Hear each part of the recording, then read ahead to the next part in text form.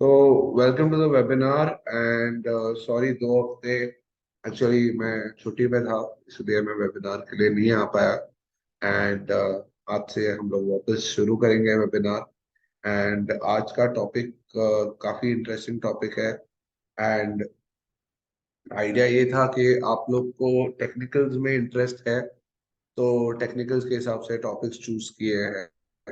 And ताकि हम थोड़ा और टेक्निकल्स पे बात करेंगे अगले कुछ हफ्तों में। ठीक है, तो आई होप आप लोग को हेल्पफुल हो। तो अगर आपको सीखना है और एक प्रोफेशनल ट्रेडर बनना है, तो हम बुलबेल के नाम पे हम दुबई में एक नया कोर्स कर रहे हैं, which is an advance course, जहाँ पे आप आके अपना पूरा एजुकेशन ले सकते हैं with a KHDA certificate. And उससे आपको जॉब अपॉर्चुनिटीज भी ओपन हो जाएंगे। अगर आपको कोई भी इंफॉर्मेशन चाहिए इसके बारे में, आप हमारी टीम से संपर्क कर सकते हैं, वो आपको इजीली हेल्प कर देंगे ये इंफॉर्मेशन। ठीक है, तो आज का टॉपिक वीवैक है। उसके पहले हम एक थोड़ा सा क्विकली एक राउंड अप कर लेते हैं मार्केट का, बिकॉज लास्ट 2 हफ्ते में मार्केट में बहुत कुछ हुआ है। एंड एक बार सब कुछ डिस्कस करना मेरे हिसाब से बहुत जरूरी है, क्योंकि अब मार्केट बहुत ही नाजुक पोजीशन में आने वाला है। तो मैं आप लोग को बता दूं, आज 27 अप्रैल है। अगर आप अगले महीने ट्रेड कैसे करना है मैं आपको बताऊंगा, बिकॉज अगले महीने आपके पास बहुत 3 बड़े डेटा पॉइंट्स है यूएस में।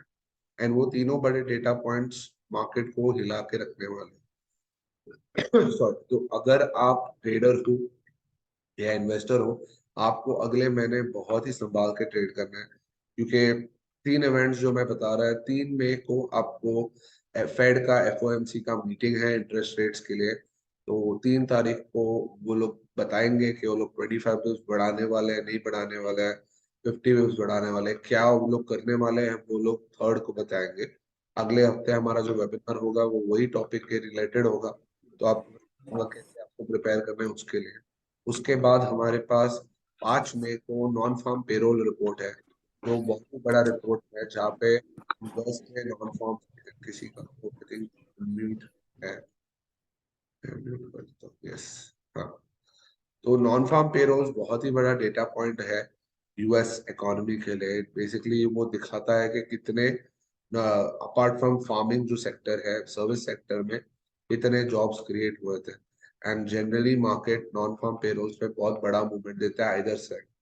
तो 5 तारीख को नॉन फार्म है एंड 10 तारीख को यूएस CPI है। तो ये तीन जो है, 3, 5 और 10 तारीख को बहुत वॉलिटिलिटी दिखेगी और मार्केट में बहुत बड़ा मूवमेंट दिखेगा। तो आप लोग जरूर रेडी रहना उसके लिए एंड अपनी तैयारी करके रखना।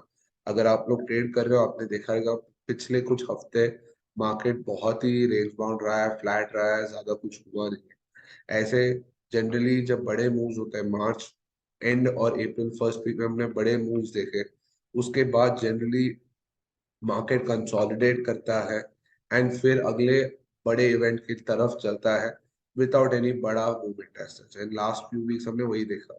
अब बड़ा मूवमेंट 3 तारीख से शुरू होगा एंड 3 से लेके 10 तारीख को बड़ा मूवमेंट आने वाला है। तो उसके लिए जरूर तैयार रहना। एक सेकंड ना, एक 1 सेकंड।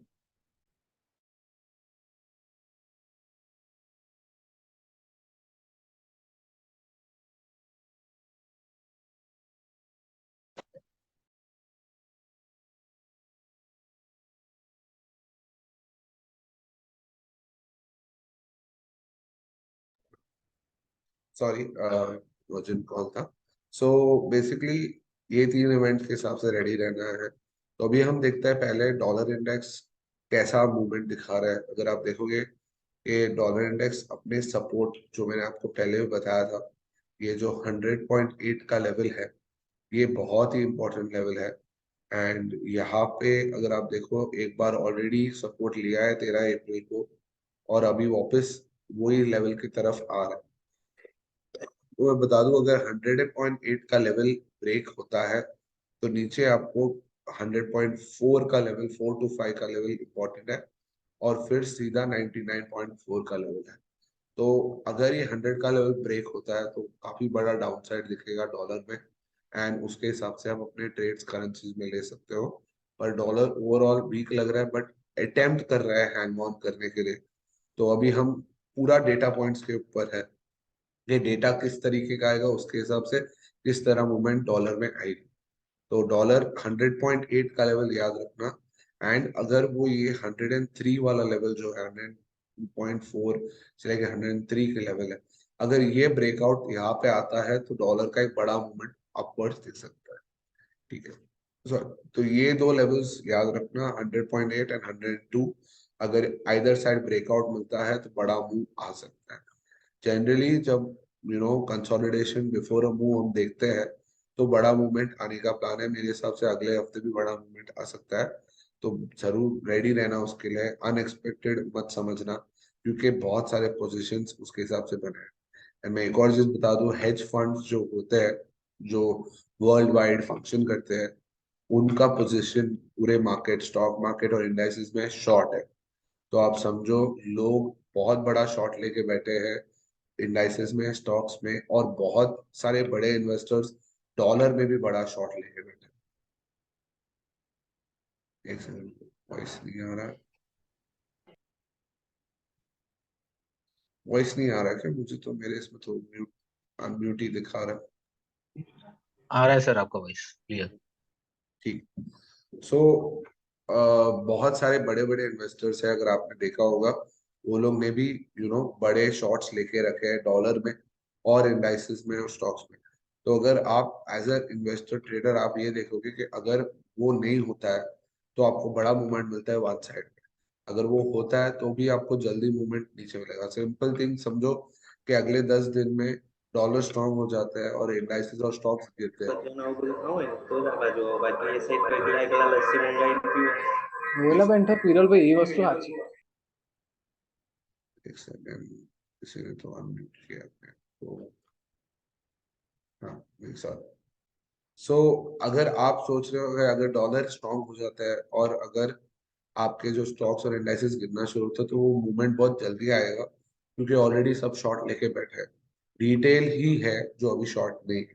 तो अगर सिंपल चीज, दो सिनारियोज आपके सामने, अगर अगले 3 इवेंट जो मैंने आपको बताया वो वन साइड जाते हैं और डॉलर स्ट्रांग हो जाता है और स्टॉक्स और इंडाइसेस गिरते हैं, गोल्ड भी गिरता है, तो हेज फंड्स तो ऑलरेडी पोजीशन उसके लिए है, और रिटेल भी फिर वो पोजीशन लेगा, तो मूवमेंट नीचे की तरफ बहुत जल्दी हो सकता है।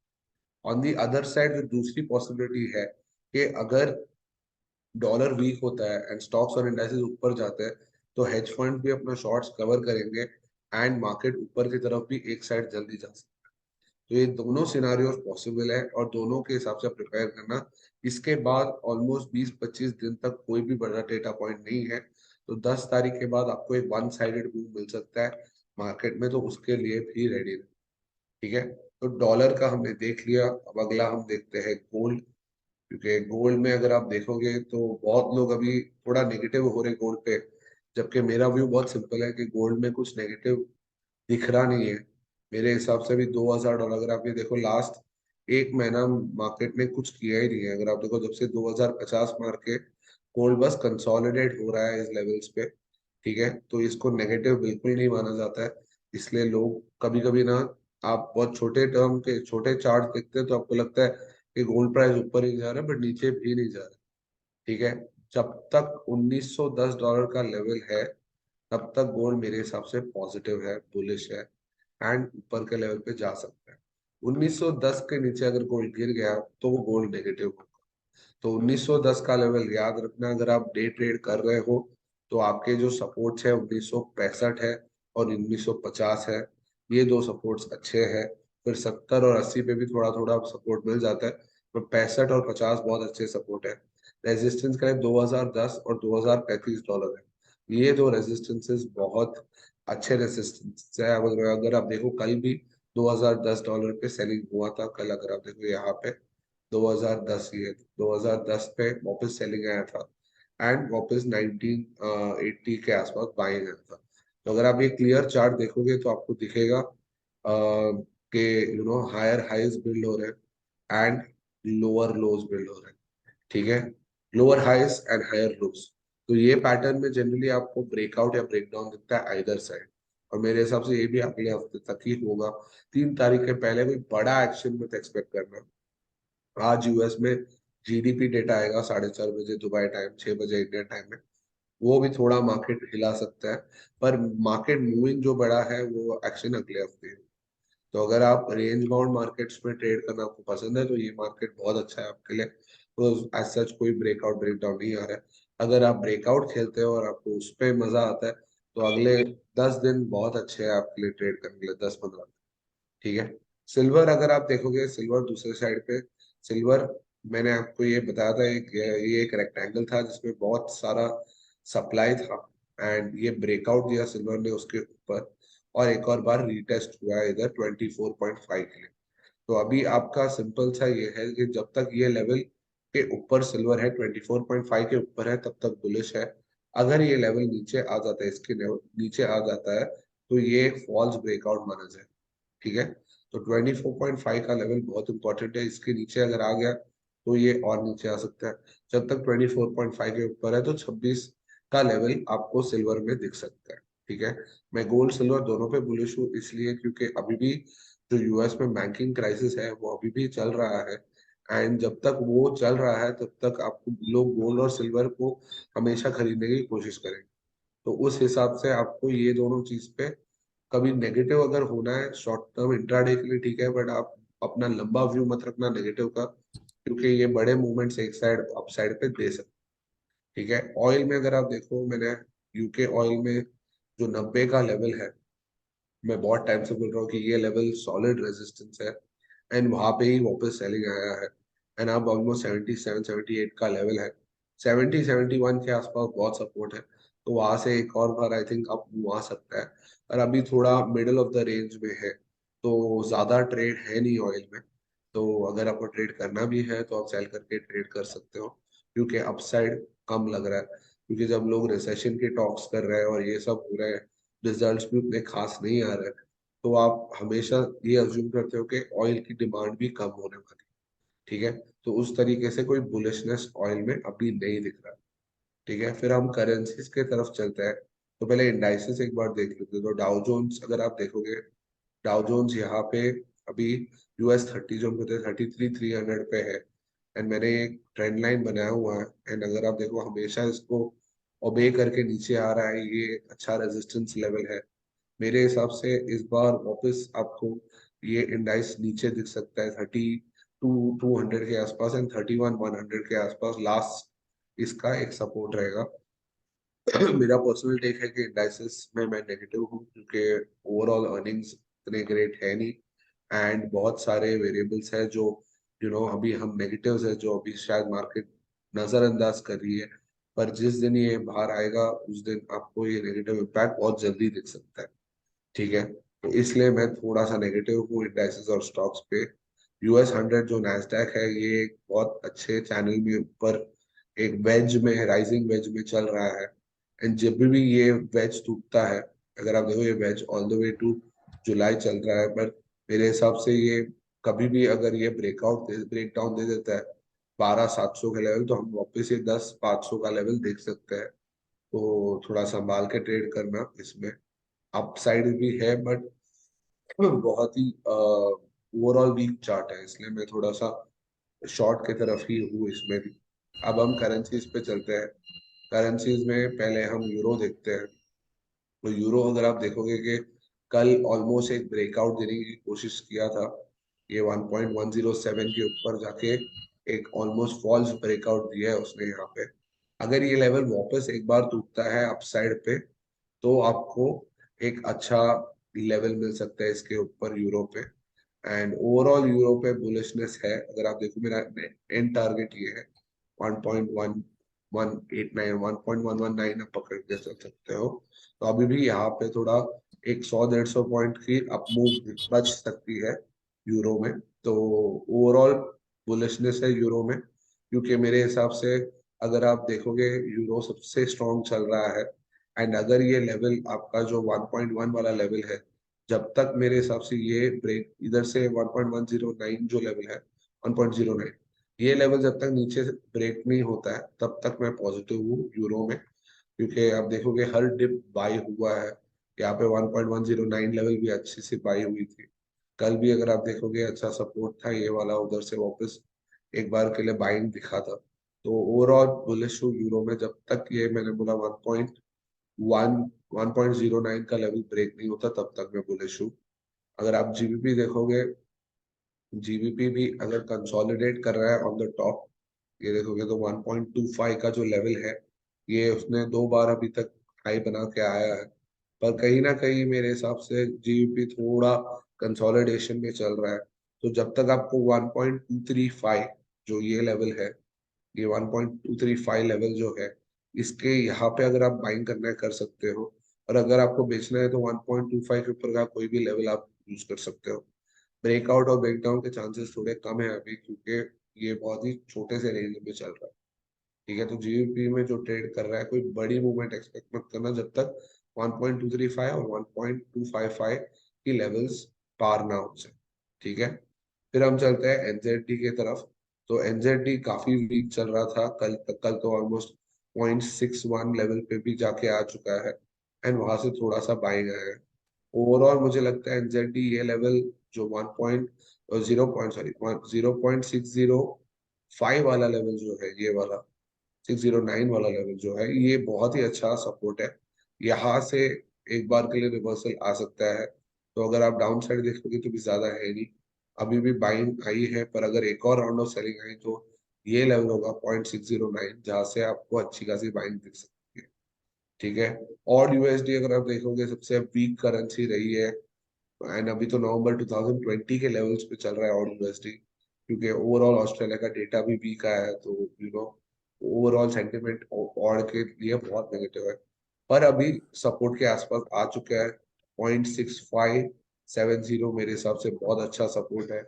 एंड कल ऑलमोस्ट इस रेंज पे आया था 0.6570। अगर आप देखोगे कि 0.66 के नीचे जैसे ही आता है तब बाइंग आती है, यहाँ पे भी बाइंग आता है, कल भी यहाँ पे बाइंग आया था। ठीक है, तो बहुत क्लोज है सपोर्ट के लिए। एंड अगर डॉलर नीचे आता है यहाँ से तो और भी वापस एक रिवर्सल देख सकता है। ठीक है, सीएचएफ की तरफ चलते हैं। तो सीएचएफ ने अच्छा ट्रिपल बॉटम दिया है यहाँ पे। अगर आप देखोगे 0.8860 लेवल्स के आसपास अच्छा खासा ट्रिपल बॉटम मिला है आपको। तो यहाँ से एक अच्छा खासा अप मूव आ सकता है। एंड अगर आप देखो अभी भी रेजिस्टेंस पे हम खड़े हैं, 0.8930 बहुत ही अच्छा रेजिस्टेंस है। अगर ये पार हो जाता है तो आपको 0.901 वाले लेवल्स मिल सकते हैं। ठीक है, तो 0.886 आपका बाइंग लेवल है। एंड अगर आप सेल करना चाहते हो तो अभी भी अच्छा लेवल है। और थोड़े ऊपर के लिए भी रुक सकते हो, बट फिलहाल अभी ब्रेकआउट की तरफ खड़ा है। तो लेट्स सी अगर ये होता है कि नहीं। यूएसडी कैड सेम चीज 1.3640 बहुत ही बड़ा रेजिस्टेंस रहा है ये 40250 लेवल। अगर ये ब्रेकआउट देता है तो फिर हम अच्छा खासा 1.37 लेवल्स भी देख सकते हैं कैड में। एंड नीचे की तरफ बाइंग करने के लिए 3550 वाला लेवल बहुत अच्छा है, वहां पे बाइंग आ सकती है क्योंकि वो एक अच्छा सपोर्ट है। ठीक है, और बाकी करेंसीज अगर जेपीवाई देख लेते हैं हम तो कल जेपीवाई 130 ऑलमोस्ट 133 तक आ गया था। 132.8 बहुत ही अच्छा सपोर्ट है जेपीवाई के लिए। एंड अगर आपको यहाँ पे वापस एक चांस मिलता है तो बाइंग कर सकते हो। 134.67 वाला जो लेवल है वहां पे आपको बहुत रेजिस्टेंस है, तो अगला टारगेट वो होगा। In terms of the strength of currencies, तो मैं एक नया चीज मैं खुद कर रहा हूँ। तो मैं आपको बताना चाहता हूँ कि at this point strongest to weakest currency में जो स्ट्रॉन्गेस्ट करेंसी है अभी यूरो है, सेकंड है जीबीपी है, थर्ड सीएचएफ है, फोर्थ आपका जेपीवाई है। फिर आपके जो वीक वाले आते हैं उसमें एनजेडी है, कैड है और एयूडी है। तो अगर आप कोई रिवर्सल ढूंढ रहे हो तो आपको नीचे वाली 3 करेंसी जो वीक है उसमें ढूंढ सकते हो। अगर आप ब्रेकआउट ढूंढ रहे हो तो पहले 4 वाले में आप ढूंढ सकते हो। ठीक है, मैं ये खुद कर रहा हूँ ताकि आपको भी एक आइडिया आ जाए कि करेंसी स्ट्रेंथ कैसी होती है और उसके हिसाब से ट्रेड्स कैसे ले सकते हैं। एंड पेयर्स कैसे आइडेंटिफाई कर सकते हैं। ठीक है, अगर आपको और कोई भी करेंसी पेयर के बारे में क्वेश्चन पूछना है आप पूछ सकते हो, मैं वो आंसर करता हूँ, फिर वेबिनार का टॉपिक चालू।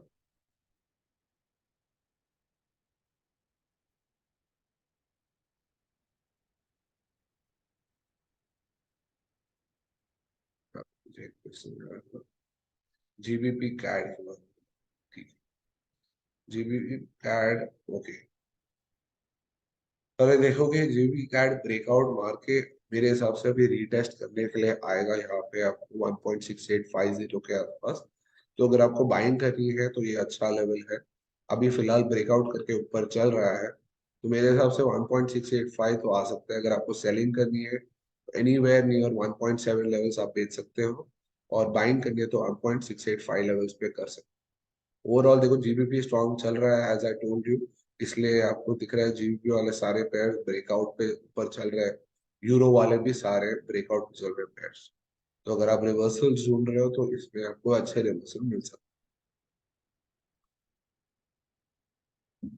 ठीक है, और कोई क्वेश्चन और कोई पर्टिकुलर स्टॉक इंडाइसेस या करेंसी पे या कमोडिटी पे कोई क्वेश्चन?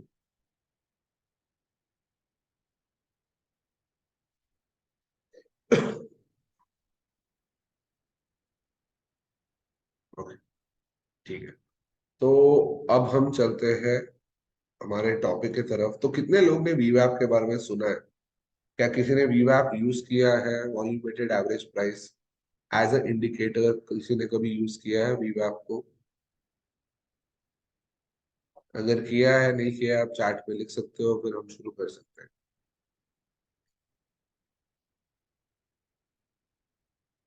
नहीं यूज किया, ठीक है, ओके, नहीं यूज किया।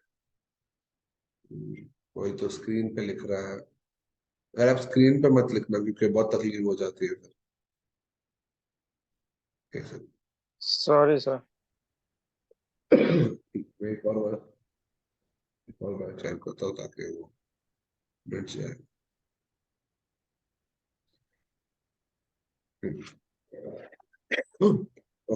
सो बेसिकली वीवैप क्या होता है, लेट्स। तो वीवैप है वॉल्यूम वेटेड एवरेज प्राइस के। बेसिकली ये क्या करता है, आप अगर हम जनरली क्या करते हैं प्राइस के हिसाब से बाय या सेल करते हैं, ठीक है। पर जो भी इंस्ट्रूमेंट जिसमें वॉल्यूम होता है, ठीक है, उसमें हमें आइडिया आता है कि वॉल्यूम, जैसे हम कहते हैं कि कोई दिन बड़ा मूवमेंट हुआ है बट वॉल्यूम बिल्कुल नहीं है, उस दिन पे आपको पता है कि ये प्राइस वापस आ सकता है आइदर साइड। अगर ऊपर गया है बिना वॉल्यूम तो नीचे आ जाएगा, अगर नीचे गया है बिना वॉल्यूम तो ऊपर आ जाएगा। पर इससे हम थोड़ा उसको एक प्रॉपर मेथड में करके अगर पढ़े तो उसको हम वीवैप कहते हैं, ठीक है। तो वीवैप में हम ये समझते हैं कि अगर आपके पास वॉल्यूम है एंड उसके हिसाब से प्राइस मूवमेंट हुई है, तो हम क्लियरली अंडरस्टैंड करते हैं कि ये बड़ी मूवमेंट हुई है विथ वॉल्यूम, तो ये सस्टेनेबल मूवमेंट है, ठीक है। इसका एक जो तरीका है कैलकुलेशन का वो भी मैं आपको समझाऊंगा, ठीक है, थोड़ा सा कॉम्प्लेक्स है, पर मेरे हिसाब से ये एक बहुत ही अच्छा तरीका है समझने का, ठीक है। तो ओवरऑल इसको हम एक पीरियड ऑफ टाइम में एक स्टॉक की प्राइस कैसे समझते हैं वो हमें बताता है। एक चीज पहले बता दो, करेंसीज में यूज नहीं कर सकते, वो करेंसीज की वॉल्यूम नहीं मिलती है आपको। ये आप यूज कर सकते हो गोल्ड में, सिल्वर में, स्टॉक्स में, इंडाइसेस में, जो भी चीज में आपको वॉल्यूम मिलता है ना, उसमें आप वीवैप यूज कर सकते हो। अगर आप ये इंडिकेटर डालोगे कोई चार्ट में जहाँ पे वॉल्यूम नहीं है तो वो आपको बराबर इंडिकेटर, ये आपको सिग्नल नहीं देगा, ठीक है। इससे लोग बाय और सेल सिग्नल भी क्रिएट करते हैं, तो मैं आपको बताता हूँ बाय एंड सेल कैसे आप क्रिएट कर सकते हो, ठीक है। वीवैप बेसिकली इन्वेस्टर्स को असिस्ट करता है कि एक्टिव या पैसिवली कैसे आप सही ट्रेड ले सकते हैं, ठीक है। ये एक बहुत सिंपल सा फंडा है। आप बेसिकली आपका जो प्राइस है और आपका वॉल्यूम है, इन दोनों को मल्टीप्लाई करके कैसे आप एक एक्चुअल प्राइस दिखा सकते हो जहां से आपको बाय करना है सेल करना है। बेस्ट पार्ट ये है, आज आपके पास ये टूल कैलकुलेशन की ज्यादा टेंशन है, बिकॉज आप ट्रेडिंग व्यू में ऐड करके डायरेक्टली यूज कर सकते हैं, ठीक है। बहुत ही बेस्ट, बहुत ही अच्छा फीचर है कि आपको कैलकुलेशन का टेंशन ही नहीं लेना है। डायरेक्ट व्यू आप लो, यूज करो ट्रेडिंग व्यू में, एंड आपको बाय और सेल सिग्नल्स मिलेंगे जो बहुत ही रिलायबल भी, ठीक है। तो अब हम समझते हैं कि एक बेसिक हमारे अंडरस्टैंडिंग के लिए एक फॉर्मूला समझते हैं, ठीक है। तो हम ये क्या करते हैं, वॉल्यूम में अपन टिपिकल प्राइस, तो ये क्या होता है, आज का प्राइस क्या है, सपोज एक चीज का प्राइस 100 रुपए है एंड उसकी वॉल्यूम आज 10 की है, तो 100 × 10 1000 हो गया।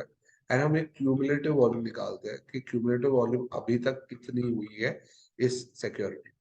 फिर हमें एक प्राइस मिलता है जो शायद 100 के ऊपर हो या 100 के नीचे हो, और उस हिसाब से हम ट्रेडिंग कॉल लेते हैं। ठीक है। मैं 1 सेकेंड यहाँ पे बस पॉज करूंगा क्योंकि मुझे वो एक फाइल चाहिए, तो मेरे को 1 मिनट का टाइम देना, मैं वो फाइल अभी बस लेके आता हूँ और फिर मैं आपको फाइल के थ्रू अच्छे।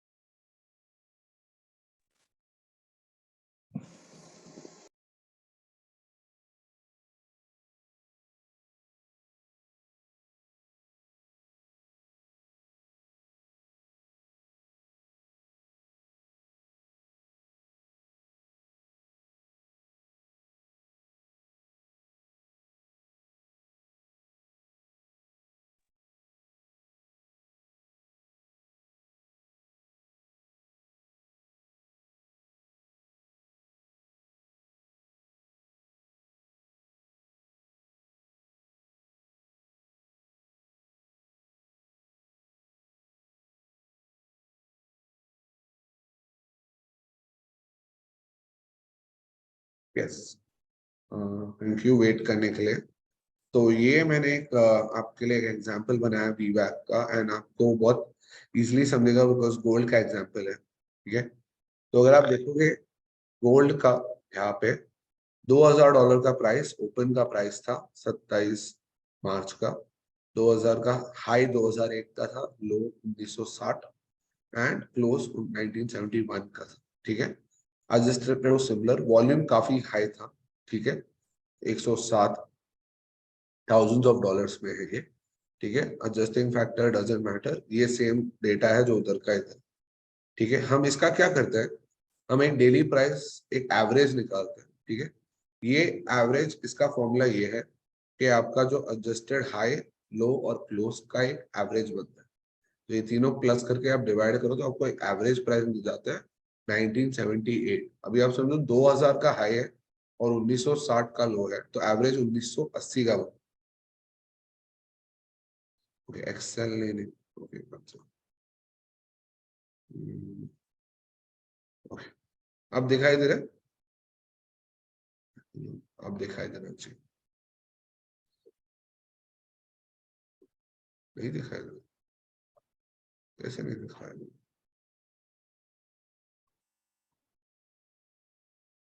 हाँ, अब दिखाई दे रहा है।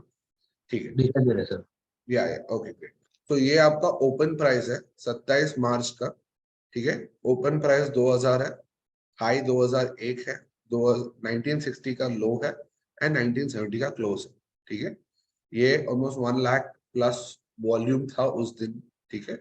एंड आपका एवरेज डेली प्राइस 1978। ये बेसिकली कैसे करते हैं, आप एवरेज करो इन तीन प्राइस। तो अगर आप बुक में कर रहे हो तो 2000 प्लस 1960 प्लस 1970 डिवाइडेड बाई 3 करोगे तो एवरेज आपको मिल जाएगा। ठीक है। अब आप वॉल्यूम देखो, तो प्राइस इंटू वॉल्यूम करते हैं हम। तो ये प्राइस है आपका, इंटू वॉल्यूम करते हैं तो अपने को ये नंबर मिलता है। ठीक है। जो ऑलमोस्ट 2,11,785 का वॉल्यूम मिलता है अपने। ठीक है। फिर हम क्या करेंगे, इसको ही वापस हम ऐड करेंगे विद द क्यूमुलेटिव वॉल्यूम। अभी ये पहला ट्रांजैक्शन है तो कोई इसके पहले का वॉल्यूम नहीं। ठीक है। तो अपने का अपना वीवैप मिलता है 1978। ठीक है। 1978 एवरेज प्राइस था एंड क्लोजिंग प्राइस क्या है, 1971। अगर एवरेज हमारा जो वीवैप है क्लोजिंग से ज्यादा है, ठीक है, या क्लोजिंग से कम है, उसके हिसाब से बाय और सेल लेते हैं। अगर हमारा वीवैप जो प्राइस है, इसमें 1978 है, और क्लोजिंग 1970 है, मतलब क्लोजिंग नीचे हुई है, ठीक है, तो हमारा सिग्नल आता है बाय।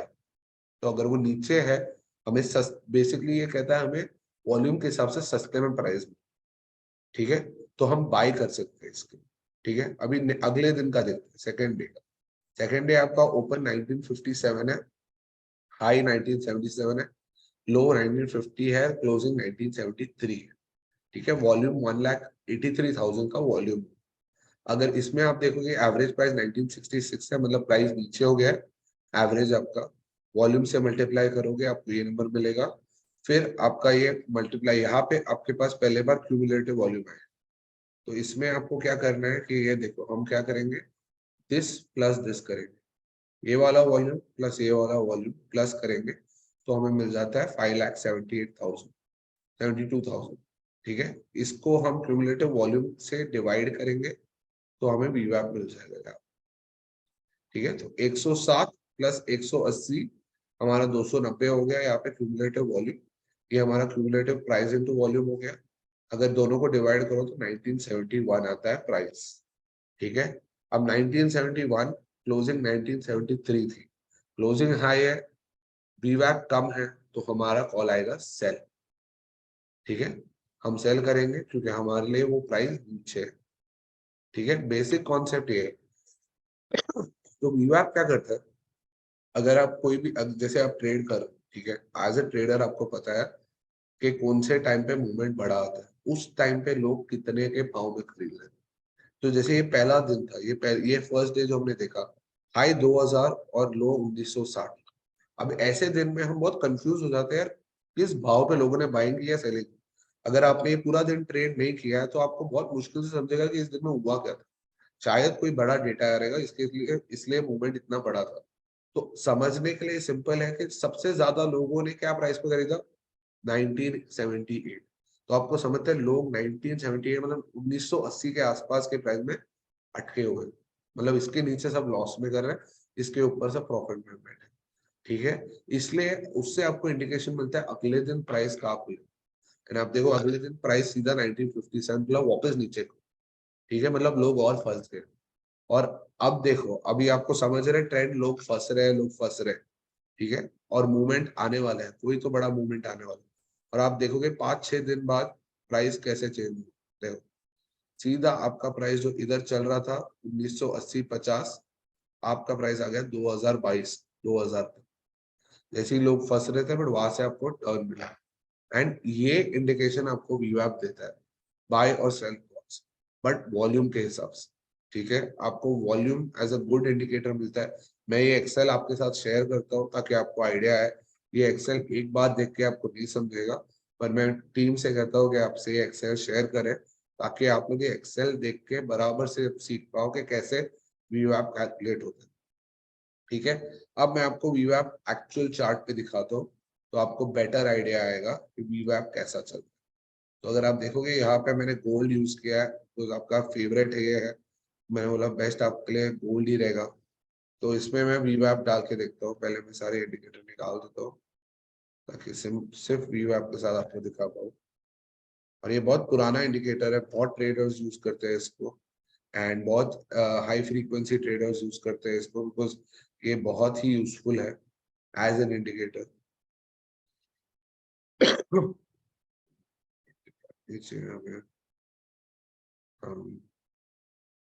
ठीक है, तो ये आपका वीवैप लाइन है, मैंने 30 मिनट के चार्ट में रखा है आपके लिए। तो आप देख सकते हो इसमें कि जब भी ये वीवैप के नीचे जाता है आप बाई कर सकते हो और वीवैप के ऊपर जाकर सेल कर सकते हो। जैसे अभी यहाँ पे आप बहुत सिंपल 26 अप्रैल का कल का मूवमेंट देखो, कल यहाँ प्राइस आपका 2010 तक गया और आपका वीवैप किधर था, 2000 ही था, ठीक है।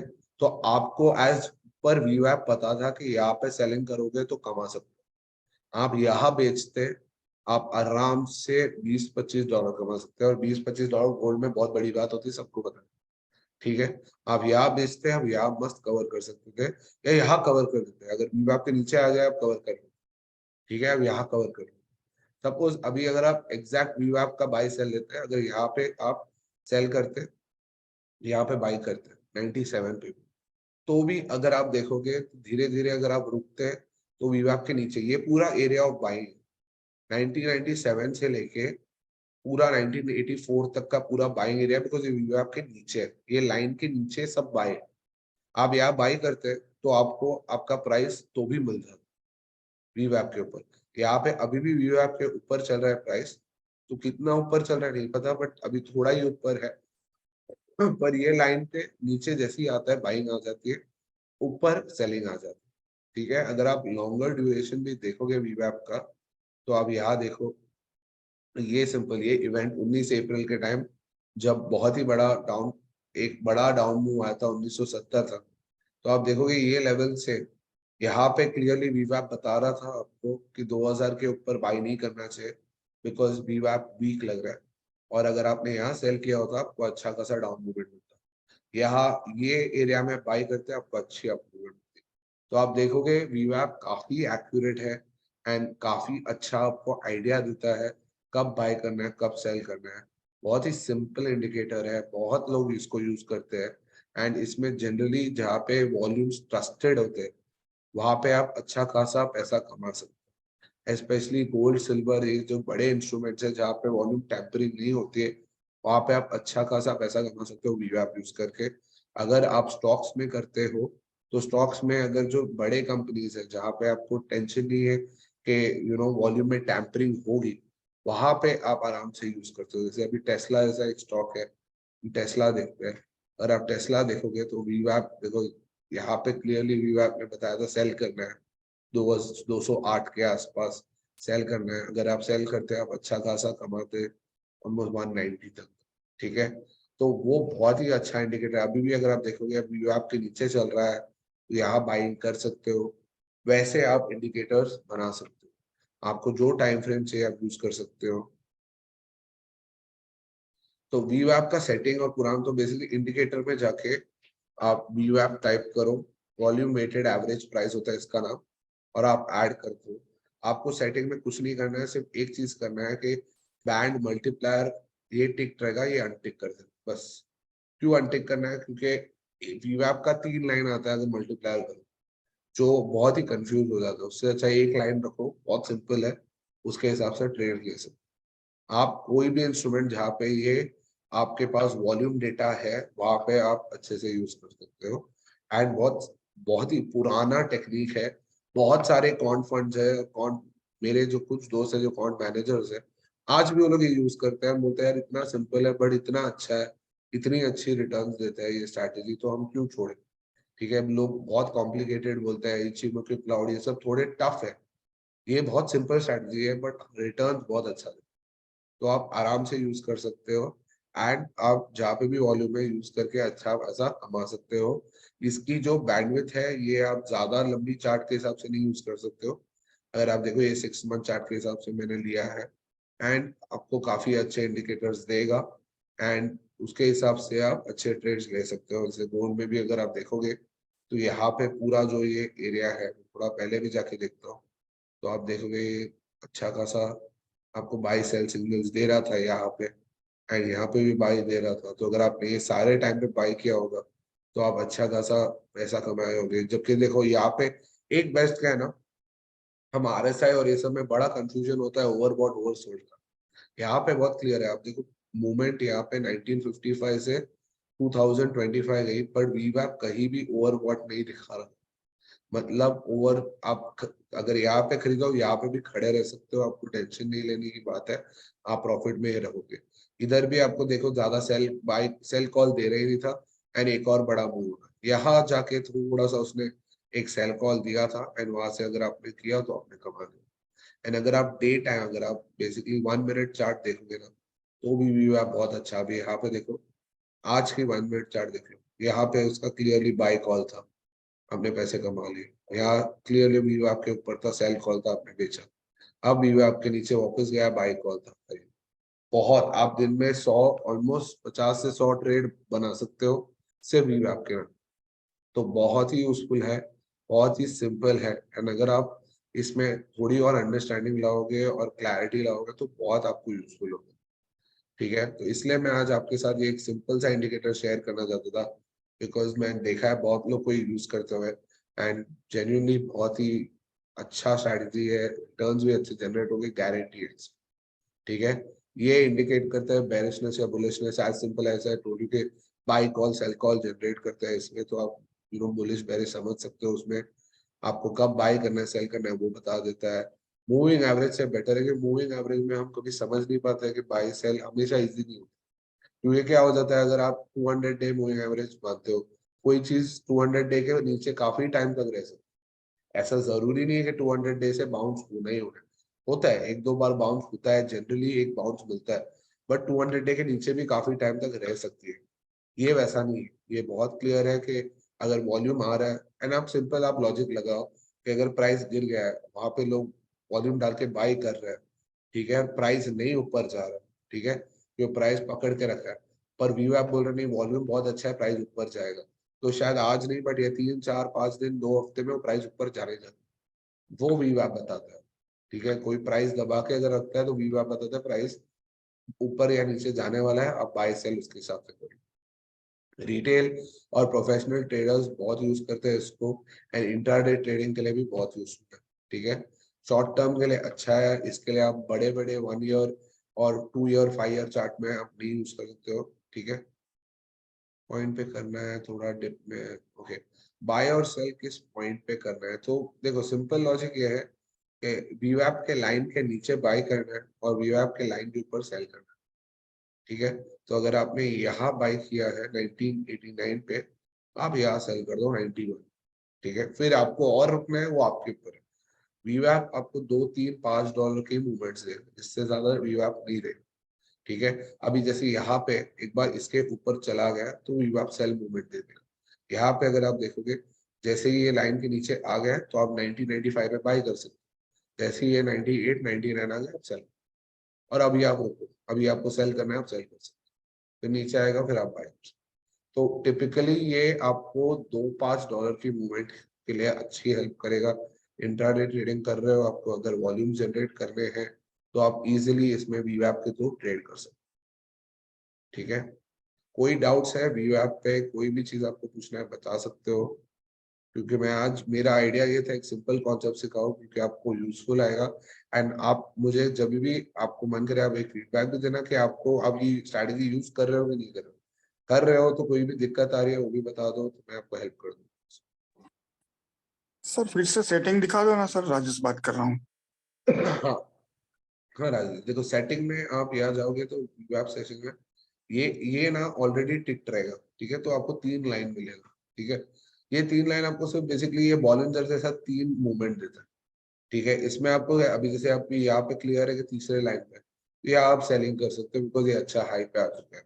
ठीक है, पर मैं क्या मानता हूँ सिंपल कि एक लाइन मेरे को लगता है सिंपल है समझने के लिए, तो मैं एक लाइन यूज करता हूँ, आपको 3 यूज करना, 3 यूज कर सकते हो। आपके ऊपर एक लाइन मेरे लिए सिंपलर होता है तो मैं उस हिसाब से करूँ। ठीक है, ये एक ही सेटिंग है, आप ऐड कर सकते हो इजीली, तो आपको मिल जाएगा ये। और कोई डाउट्स?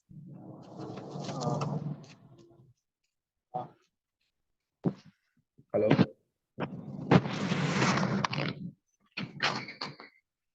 हेलो, हाँ मतिन जी बोलो।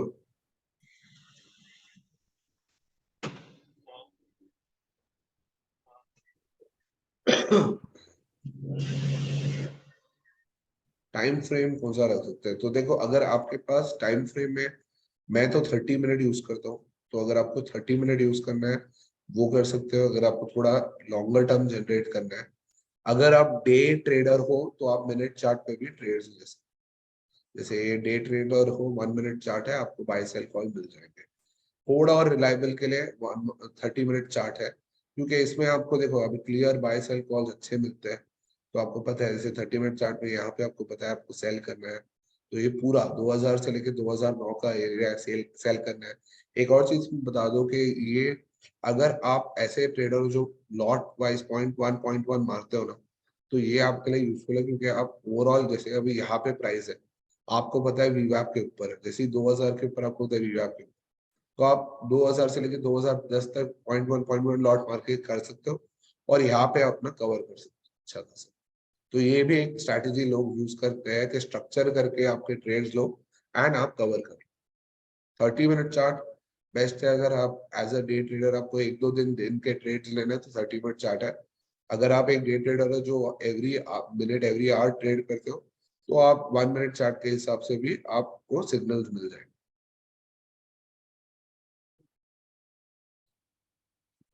और कोई क्वेश्चंस किसी को?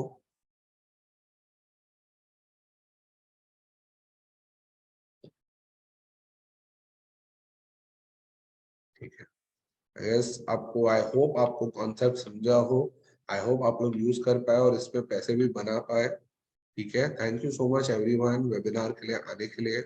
करेंसी में वर्क नहीं करता सर पवन जी, करेंसी में नहीं करता तो करेंसी में वॉल्यूम नहीं मिलता, आपको वॉल्यूम डेटा नहीं मिलता, इसलिए तो करेंसी में नहीं काम करेगा। गोल्ड, सिल्वर, स्टॉक्स, इंडाइसेस में श्योरली काम करेगा। जिसमें भी वॉल्यूम मिलता है उसमें आराम से काम